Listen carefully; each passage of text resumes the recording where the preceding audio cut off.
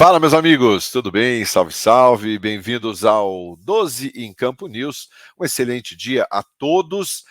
E hoje a gente vai falar aqui sobre dois assuntos bastante importantes, né? Primeiro, Juan Pablo Vojvoda disse sim.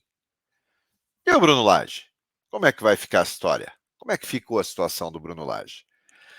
A gente vai falar tudo isso e muito mais aqui no 12 em Campo News. Antes, eu peço que deixe o seu like, que se inscreva aqui no canal, para que o 12 em Campo cresça cada vez mais e você faz parte disso. Eu vou rodar a vinheta e depois eu conto tudo para vocês, tá bom?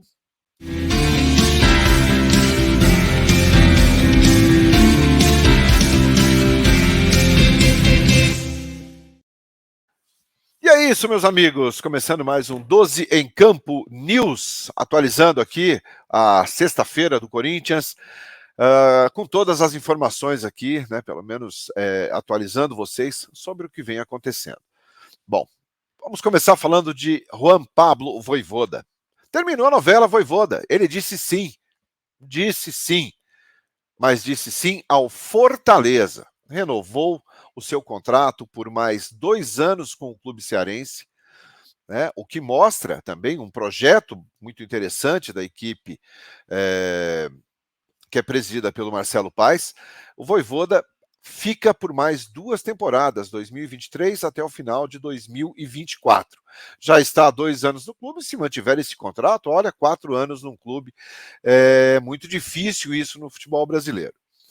Bom, Vojvoda disse não ao Vasco, disse não ao Atlético Mineiro e depois da notícia de hoje, oficializada pela equipe do Fortaleza, o Vojvoda disse sim, disse não também ao Corinthians, né?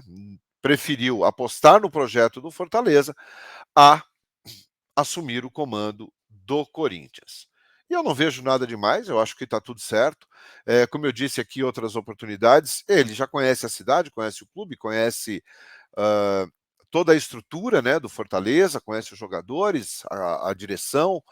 Então, eu acho que ele resolveu apostar, deve ter tido um bom aumento, né? Eu acho que ele teve sim um bom aumento salarial, ganhava na faixa de 350, 380, 400 mil, enfim, nessa faixa, e deve ter realmente recebido uma boa compensação financeira para dizer não a clubes também que estavam dispostos a pagar um salário alto. Bom, rei morto, rei posto, né? Então, a novela Juan Pablo Vojvoda, ela fica de lado, ela é página virada na equipe do Corinthians, que agora só continua com um treinador na mira. E está muito próximo, tá, gente? Está bem perto, realmente, de uma definição e de um anúncio.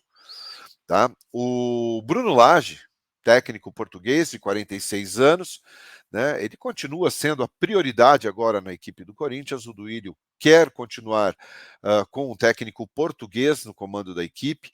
Ele entendeu que com o Vitor Pereira as coisas funcionaram, as coisas deram certo, e ele quer dar sequência nisso. Bom, sendo assim, o Bruno Lage, que eu trouxe aqui a informação no dia 7 de novembro, em primeira mão para todos vocês, e tem muita gente aí dizendo que, né, que deu a notícia, enfim, está tudo certo. Né, eu prefiro dar a informação, não tenho nenhum problema com relação à exclusividade, a isso ou aquilo, ou furo de reportagem. Não sou esse tipo de jornalista.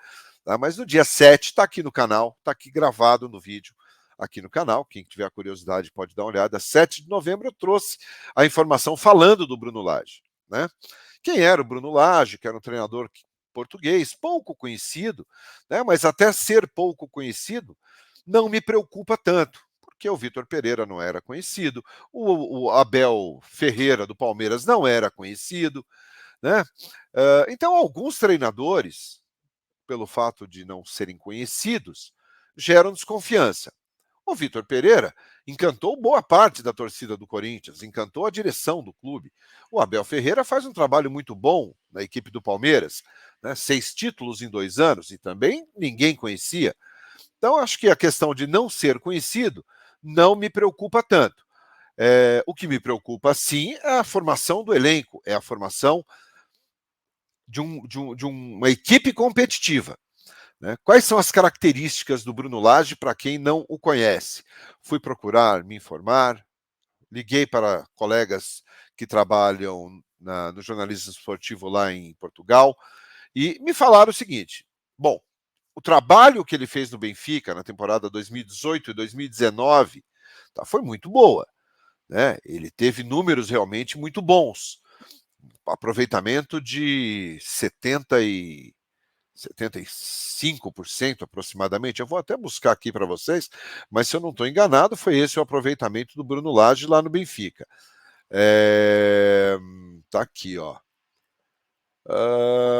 Lage no Benfica, 72% de aproveitamento, com 51 vitórias, 12 empates e 13 derrotas, 76 jogos. Aproveitamento muito bom. Nesse período no Benfica, a equipe marcou 103 gols. O Bruno Lage tem uma característica de montagem de equipe muito ofensiva. Tá? E foram 103 gols nesses 76 jogos, um recorde, inclusive, que o Benfica não quebrava desde os anos 60, quando tinha o Eusébio ainda, um grande ídolo, talvez o maior ídolo da história do futebol português ali. Hoje, claro, o Cristiano Ronaldo, mas o Eusébio sempre foi aquele jogador da história do futebol português. Então, desde os anos 60, o Benfica não marcava tantos gols como marcou com o Bruno Lage. E seguindo com relação ao esquema de jogo, todos me falaram que a prioridade do Bruno Lage e o que ele gosta de trabalhar é no 4-4-2. Né? No 4-4-2, com dois atacantes com liberdade lá na frente. E dois meias, dois jogadores no meio-campo, armando as jogadas e que caem pelas laterais do campo, também pelos lados ali do campo. São meias que jogam pelos lados do campo. Né? Sem aquela obrigação dos atacantes terem que marcar ali. Então, ele tem essa característica. Gosta muito de jogadores da base, gosta de trabalhar com atletas novos. Então, ele não tem problema nenhum. Ele revelou alguns jogadores na equipe do Benfica, jogadores que foram vendidos depois e bem valorizados. Então, ele tem essa característica. Trabalha muito com a base. Gosta muito parecido o esquema não o esquema tático, mas muito parecido com a mentalidade do Vitor Pereira. Pressão pós-perda, atacantes precisam pelo menos pressionar a saída de bola do adversário. É um time que gosta de jogar com as linhas altas. Né? Os times do Bruno Lage têm essa característica. Ivan, mas ele foi um horror na Inglaterra. Não foi bem, temos que admitir, não foi bem. Mas também não foi bem no Wolverhampton. Né, com todo respeito ao Wolverhampton, não é uma equipe de ponta, né, sem jogadores de nome, sem jogadores tão badalados. Então ele realmente não fez uma boa campanha lá no Wolverhampton. Foi dispensado no mês de outubro e hoje está livre no mercado. Com relação a Corinthians, em termos de salário, está na faixa ali que o Corinthians está disposto a pagar. Né? O salário dele na Inglaterra é um pouco mais alto até do que o Vitor Pereira ganhava. Então faltam detalhes. Tá? O tempo de contrato deve ser mesmo de 1 ano. Né? Isso aí já está mais ou menos que definido. Eu estou aguardando uma confirmação sobre essa informação. Tá? E se eu tiver essa informação, eu solto mais um vídeo logo na sequência. Mas tempo de contrato, questão salarial, faltam detalhes, realmente, poucos detalhes, tá, gente? São detalhes absolutamente pertinentes. Bom, quantos jogadores ele quer, quantas pessoas serão na comissão técnica, falam em 5 nomes. Então, assim, falta pouca coisa para o Bruno Lage ser anunciado como técnico do Corinthians. Pouco provável que isso não aconteça, tá? É pouco provável que a coisa não vire. Mas até não assinar, as coisas podem mudar.